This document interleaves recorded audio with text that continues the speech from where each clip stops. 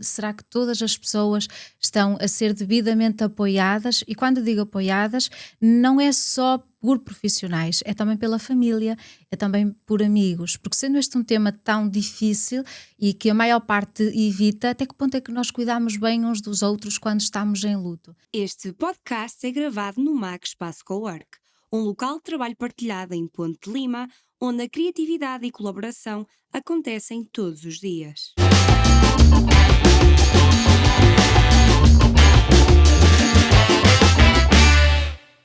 Olá, bem-vindos à Conversa no Alto Minho, um podcast Alto Minho TV, onde damos voz às pessoas e às histórias da nossa terra. Hoje temos connosco a Márcia Amorim, natural de Paredes de Coura, que é terapeuta do luto e fundadora da Academia do Luto. Márcia, fala-nos um bocadinho deste teu projeto, de como é que surgiu, quando é que começaste a interessar por esta área? Olá, antes de mais, muito obrigada pela oportunidade de estar aqui. É para mim uma grande alegria, César, porque sendo este um tema tão difícil, sendo este um tema tão delicado e que a maioria das pessoas foge, que bom que é poder vir a um canal como este, a um projeto como este tão bonito, que tão bem nos representa e também falarmos de coisas difíceis, também falarmos de assuntos que são delicados e acima de tudo que são tabus. Então muito obrigada pela oportunidade. Como dizias, então tenho um projeto que se chama Academia do Luto.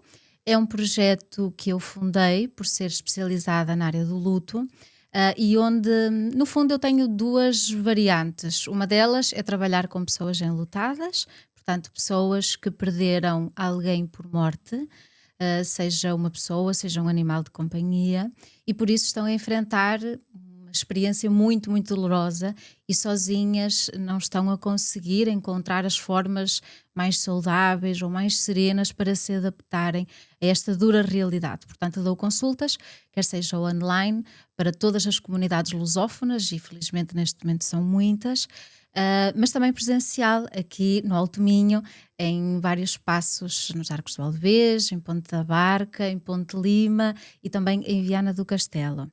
Depois, a par disso, tenho também uma escola onde formo profissionais das áreas da saúde e das áreas sociais, também elas a intervir com pessoas enlutadas. Então é um projeto que procura dar este apoio às pessoas, mas também aos profissionais que precisam de lidar com esta dura realidade que é aprender a viver sem quem nós amamos aqui fisicamente.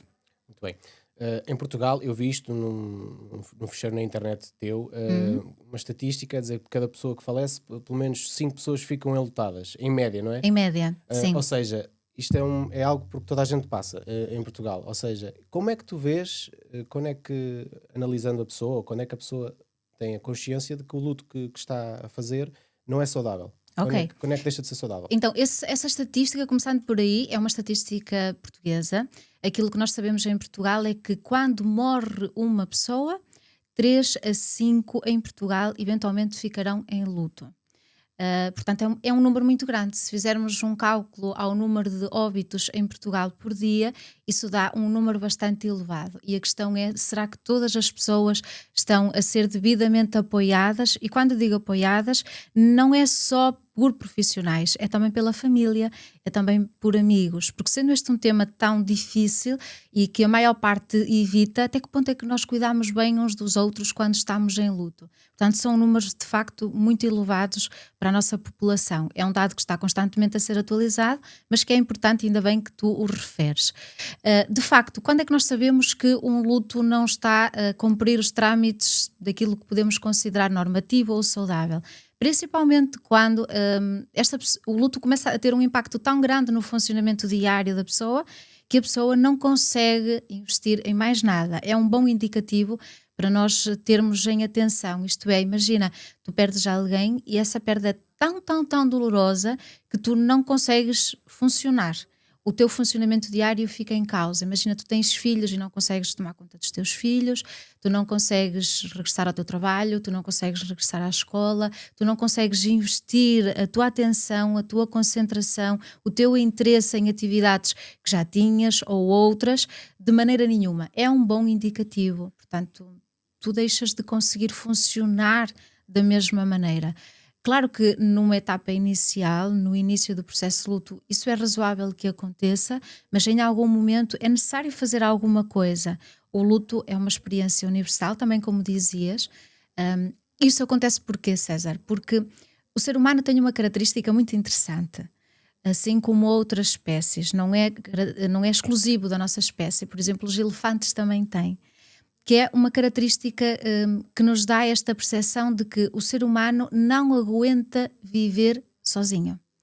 Nós, para sobrevivermos, temos que nos ligar uns aos outros. A nossa espécie precisa dos outros, para conseguir viver, para aguentar esta existência.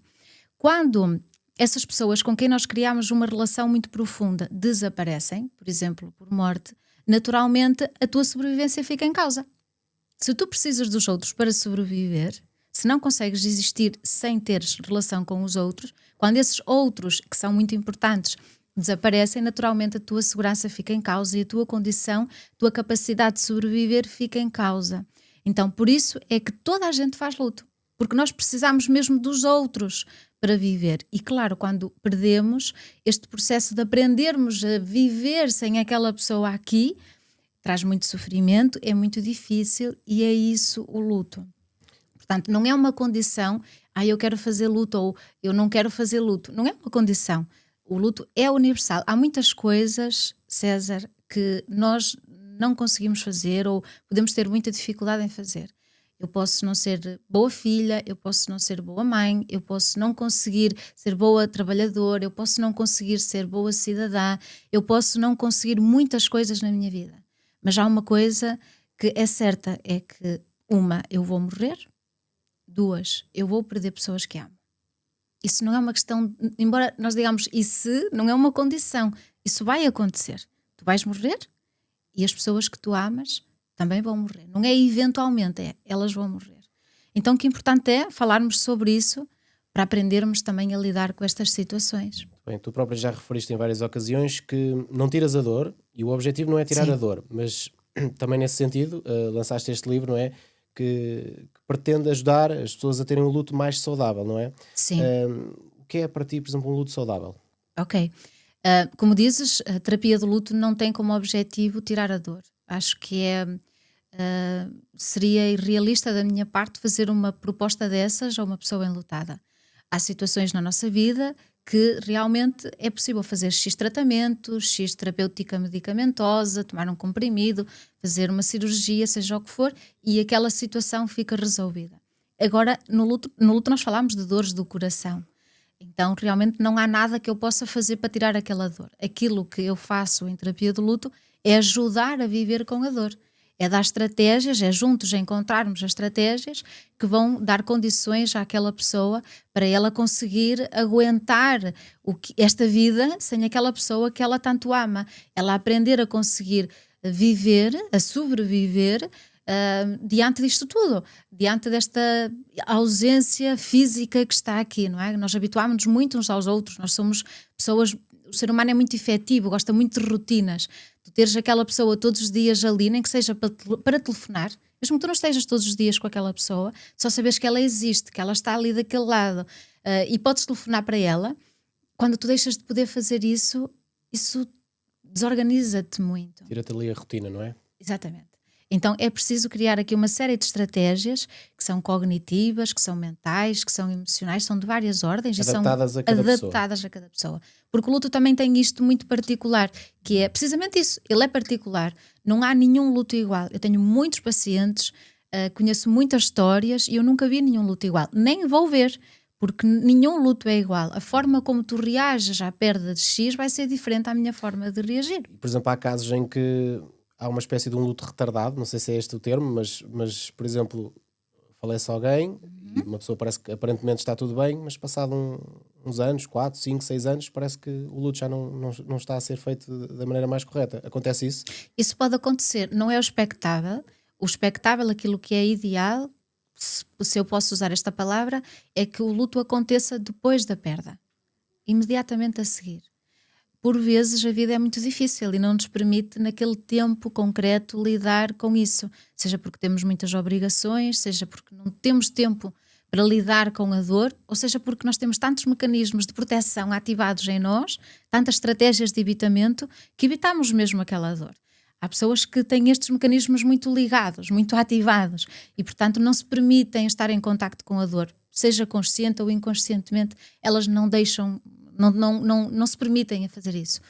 E claro, mais tarde essa dor pode vir e mais tarde, sem dúvida, ela tem que ser tratada. O luto não é uma doença e é muito importante dizer isto. O luto não é uma doença, mas pode se transformar numa doença que está catalogada, chama-se perturbação de luto prolongado. E é uma doença muito séria, muito preocupante. Então, por isso mesmo, temos que cuidar do luto com carinho, no tempo certo, para que ela não se transforme, de facto, nesta perturbação. Mas tu ainda notas que há muito tabu, falámos isso antes de começar o podcast, ainda há muito tabu da parte das pessoas em procurar um profissional. Sei que não há muitos, ainda há pouco falámos sobre isso. Em Portugal, são poucos os terapeutas Sim. de luto. Ainda há um bocadinho esse tabu, as pessoas sentirem que precisam de ajuda nessa área. Por exemplo, as pessoas que te procuram, são elas próprias ou são pessoas que indicam o que é que É um há pouco mais? de tudo. Não somos muito poucos em Portugal, mas, enfim, as redes sociais acabam por ajudar, os meios de comunicação, como este podcast e outros meios, acabam por trazer esta consciência de que quando tu tens uma coisa que não está bem, tu deves procurar ajuda. Aliás, César, se pensarmos bem, é isso que nós fazemos sempre. Tu, se tens um frigorífico avariado em casa, tu não vais deixar o frigorífico avariado eternamente. Tu vais procurar alguém para resolver o problema, se tu não sabes reparar o frigorífico. Se o teu carro avaria, tu vais levar o carro a um técnico para reparar. Se tu estás doente, tens um problema numa perna, vais a um ortopedista. Se te dói um dente, vais a um dentista. Portanto, quando tu tens qualquer coisa que te está a causar dor, seja de que ordem for, tu procuras apoio para resolver isso. E nós não estamos habituados a perceber que o luto, como experiência tão dolorosa que é, também pode beneficiar de apoio para, enfim, para termos mais qualidade de vida. Então, sim, às vezes são as pessoas que procuram, outras vezes é a família que está tão preocupada, tão preocupada com aquele familiar, que são eles que acabam por sugerir que esta pessoa procure apoio. E bem, agora é claro, esta pessoa tem que querer, tem que estar disponível a conhecer as estratégias que existem, que ela própria tem e outras que se podem criar para lidar com esta situação. Eu não consigo trabalhar com uma pessoa que não queira. Mas, por exemplo, essa pessoa pode não ter noção de que não está a ter um luto saudável, não é? Exatamente, muitas exemplo, vezes, sim. Por vezes, falar da pessoa que faleceu é bom, mas se for de uma forma excessiva, se calhar também já não é muito bom, não é? Por exemplo, deves ter dos dois casos. Pessoas que se recusam a falar como se estivessem em negação e se calhar pessoas que falam excessivamente ou que parece que estão presas naquela memória. Se calhar o ideal depois é tentar encontrar aí Um certo equilíbrio. não é? Um certo equilíbrio. É razoável tu quereres falar da pessoa que tu perdeste. Claro, é uma dor tão grande que tu precisas de pôr isso por palavras. E até certo ponto, esse constante falar, nomear aquela pessoa e contar as histórias e o que tu viveste e aquilo que tu não vais viver também, sobre o futuro faltante, aquilo que faltou e que não vai acontecer, isso em certa medida é positivo para o luto. O luto precisa de atenção, precisa que falemos dele, precisa de que se lhe dê realmente palavras. Ele gosta disso, ele precisa disso. Agora, vamos imaginar, se aquilo que tu me dizes é assim, olha, uma coisa é eu falar daquela pessoa, outra coisa é eu não faço mais nada a não ser falar. Eu não tenho outro tópico de assunto. Vou-te dar outro exemplo concreto. Eu vi, por exemplo, agora recentemente uma notícia de uma startup americana que criou uma aplicação que cria um avatar da doente falecido. Sim. E simula uma conversa com um familiar. Achas que isto é bom? É saudável? Eu creio que tem que ser bem avaliado. Creio que tem que ser muito bem avaliado. Essa é uma questão que nos está a preocupar muito na área do luto. Esses projetos, esses avatares, essa utilização da inteligência artificial. É uma mentira que está ali, não é? É uma mentira. É uma mentira. E o trabalho do luto deve ser no sentido da recuperação, do aprender a existir sem aquela figura aqui fisicamente para responder àquilo que eu procuro. Quando eu substituo isso por outro mecanismo qualquer, seja ele qual for, na verdade eu estou a atrasar esta recuperação. Porque repara uma coisa, o que é o luto, César? O luto mais não é do que amor. Tu só fazes luto quando tu amas. Se tu não gostares daquela pessoa profundamente, tu não vais fazer luto, vais ficar triste 2 ou 3 dias. Isso acontece muitas vezes, nós sabermos que alguém morreu, seja quem for, que faz parte das nossas relações, ou que conhecíamos de infância, ou era uma pessoa chegada, e ela morre e nós ficamos tristes, incomodadas 2 ou 3 dias a pensar naquilo, mas a vida segue. Agora, quando aquela pessoa é realmente muito importante, a relação que tu tens com ela é muito determinante, as circunstâncias em que a perdeste também têm aqui um peso, então naturalmente tu podes vir a sofrer e a ter uma dor muito profunda. É como se existisse uma moeda. Se de um lado da moeda há dor, do outro lado, se um lado da moeda há amor, do outro lado da moeda eventualmente vai haver dor. Portanto, o luto é isto, e tu precisas de fazer este trabalho. Se te aparece aqui um mecanismo de inteligência artificial como esse, que substitui, não é natural. É muito questionável, temos um longo caminho pela frente para perceber até que ponto é que isso é assim tão saudável quanto isso. Na minha opinião, não será muito saudável. E Também mesmo tenho a dúvidas. utilização do chat GPT, por exemplo, como Sim. uma espécie de psicólogo, não é? Sim, Fala-se sim. muito nisso, mas pronto. Cada caso de luto é diferente. Por exemplo, claro que há pessoas que podem sofrer mais pela perda de um avô, mas são dores diferentes, por exemplo, perder um filho, não é? Ou uma morte inesperada, um jovem, do que um ente mais idoso, não é? Uma partida que já era prevista. Sim, em princípio sim, mas é só em princípio. Porque repara,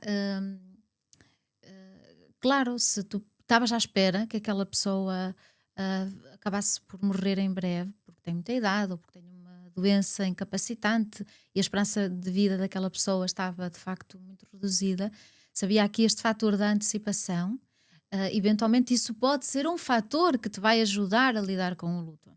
Por oposição, quando é inesperado, por exemplo, tu não tiveste tempo absolutamente nenhum, é inesperado. Aliás, quando é inesperado é um fator de risco até. Assim como a relação que tu tens. Há de ser diferente perder um filho ou perder um parente com quem não estás tanto ou com quem não tens tanta relação. Mas volto-te a dizer, o que importa é o amor.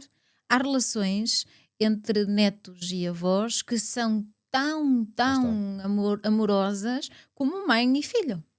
Há pessoas para quem a mãe é a avó, ou o avô, o pai, percebes? Portanto, o grau de parentesco é determinante, mas o grau de parentesco não é sobre amor, é só o grau de parentesco. Por exemplo, César, um tipo de luto que para nós é considerado um luto não reconhecido, porque a sociedade não o reconhece, por exemplo, é a perda de um amigo. Tu podes ter um amigo que pode ser mais do que um familiar. Tu podes perder um avô e não sofrer muito, mas se calhar se perderes o teu melhor amigo, a tua vida vira do avesso. Um animal de companhia. Portanto, não é tanto sobre o grau de parentesco, é sobre a relação que tu tens com aquela pessoa. Se tu tens com aquela pessoa um amor profundo, então provavelmente isso vai-te trazer sofrimento se tu a perderes. E tu vais ter que aprender a lidar com isso. Eu uma breve pesquisa que fiz, vi que há vários modelos de fases do luto, mas um dos que é mais falado é um que é de 5 fases, né? de Kubler-Ross. Queria saber a tua opinião, não sei se aceitas esse modelo, qual é o modelo que tu defendes, que é das várias fases, não é? A raiva, então a essa é uma pergunta muito, muito boa, porque Elizabeth Kubler-Ross era uma psiquiatra suíça e ela tem um papel muito importante na história do luto. Ela era uma pessoa que trabalhava com quem estava a morrer, ok? E nesse trabalho com pessoas que estavam a morrer, ela criou esse modelo das fases. E ela veio nos dizer, atenção, quando as pessoas estão a morrer, eventualmente, isso é há muitos anos, eventualmente elas passam por 5 fases, que é a fase da negação, da raiva, da negociação, da depressão e da aceitação. 5 fases. Pessoas que estão a morrer. Só que aquele modelo difundiu-se tanto que as pessoas começaram a utilizá-lo para quem está de luto, que já perdeu. Não é quem está a morrer, é a pessoa que cá fica. Ela percebeu isso, ela morreu não há muitos anos, ela percebeu isso e veio dizer a público, atenção, o modelo que eu criei das fases é para trabalhar com quem está a morrer, não é com quem já perdeu.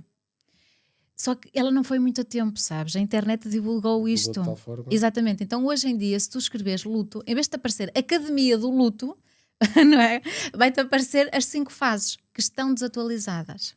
Portanto, eu não me revejo nesse modelo. Porquê? pelo que eu te disse há bocado, todos os lutos são diferentes. Então eu não posso dizer que todas as pessoas passam por aquilo. Nem toda a gente nega, nem toda a gente tem raiva, nem toda a gente tem depressão, nem toda a gente aceita. Que injusto é ter que dizer que as pessoas têm que passar por aquilo. Não, o luto é um processo muito ativo, que desperta coisas muito diferentes. Nem é sempre naquele...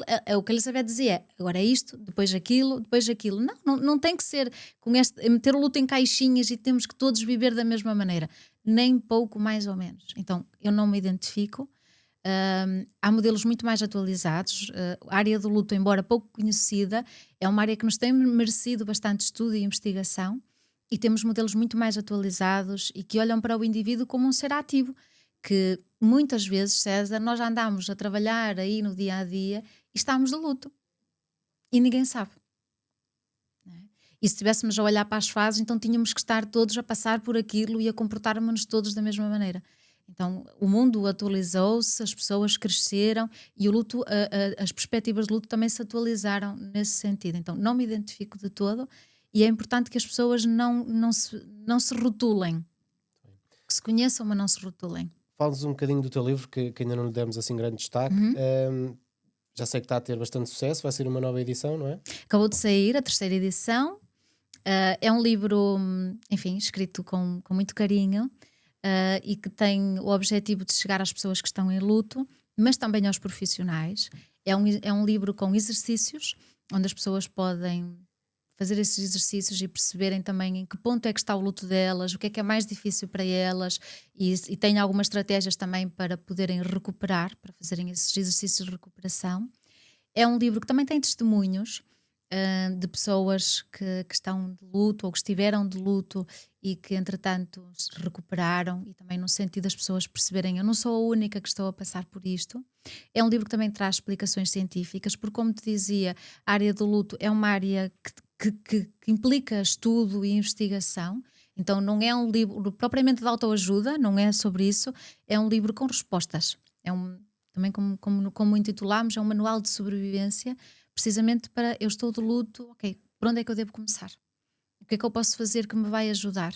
É um livro, e é uma porta aberta, que pode não ser suficiente, mas já é qualquer coisa, e muitas pessoas através do livro acabam por se conhecer melhor, por ajudar outros, porque também o objetivo é que tu tens uma pessoa na tua família que está de luto e ela não está a aceitar ajuda. Tu possas ler o livro e possas encontrar aqui formas de chegar àquela pessoa e ajudá-la. Sem querer revelar dados, não é?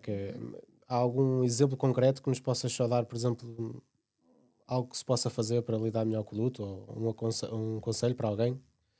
Eu acho um gesto simples que se possa fazer. Um gesto simples, olha, é um gesto que a maioria das pessoas evita, uma grande maioria das pessoas evita, mas que tem muito impacto sob o ponto de vista biológico, e sabemos muito sobre isso hoje, que é quando tu estás triste, fazeres algum tipo de atividade física. Parece uma coisa tão básica, só que o que é que acontece? Quando nós perdemos alguém, nós somos inundados por uma série de hormonas da tristeza. Assim, palavras muito simples. Nós produzimos mais hormonas da tristeza do que hormonas que trazem bem-estar. Somos inundados, ficamos arrasados, não é? Até a própria postura física nós ficamos mais para dentro. Tu não vês ninguém de luto assim na rua. Nós ficamos mais para dentro, até a postura fica mais curvada.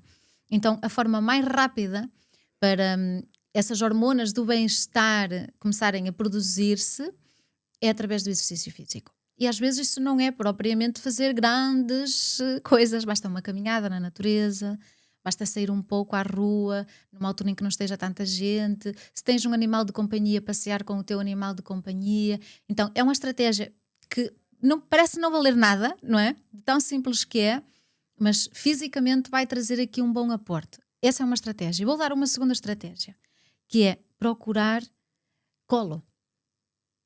Procurar colo. Quando nós estamos tristes, nós precisamos das outras pessoas. Lembra-te do início da conversa, nós somos seres que se agregam uns aos outros. Então o luto precisa de atenção. Precisa que tu olhes para a tua rede e vejas, ok, quem é que eu tenho aqui que me pode dar um bocadinho de atenção? Ou me pode ajudar nas minhas tarefas? Se calhar levar os filhos à escola, resolver pequenos assuntos. A morte, por exemplo, é muito burocrática, é preciso tratar de muitos papéis. Quem é que me pode ajudar nisto? Então, não te isolares. É importante estar sozinho, mas também ver já à tua volta quem é que pode ser aquela pessoa que me pode dar um bocadinho de ajuda. O luto precisa muito de atenção e descansar. Outra coisa que o luto precisa é de caminha. O luto precisa de caminha, de sopinha, de chá quentinho, de mimo.